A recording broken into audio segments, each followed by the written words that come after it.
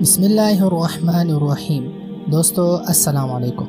دوستو آج کا ہمارا واقعہ ایک کفن چور کی سچی توبہ۔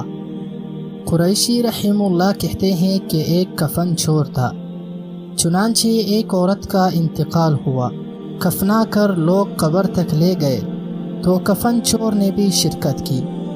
اس کی شرکت کی وجہ یہ تھی کہ قبر کی شناخت کر کے رات میں قبر کھود کر کفن چرانے میں آسانی ہو۔ جب لوگ دفن کر کے واپس آ گئے اور رات ہوئی تو کفن چور نے قبر کو کھودا۔ جب لاش نظر آئی تو اچانک عورت بول پڑی، سبحان اللہ، ایک بخشا ہوا شخص بخشی ہوئی عورت کا کفن چرا رہا ہے۔ کفن چور چونک پڑا اور کہنے لگا، اے عورت، یہ تسلیم ہے کہ تیری مغفرت ہوئی ہے، لیکن میں کیسے مغفور ہو گیا؟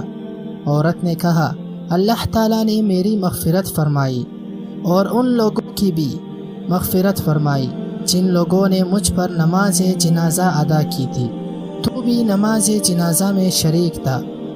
یہ سن کر کفن چور نے ارادہ ترک کر کے مٹی برابر کر دی اور پھر ایسی توبہ کی کہ صالحین کے گروہ میں اس کا شمار ہونے لگا، اور لوگوں کی عبرت کے لیے یہ واقعہ خود اس نے اپنی زبان سے لوگوں کو سنایا۔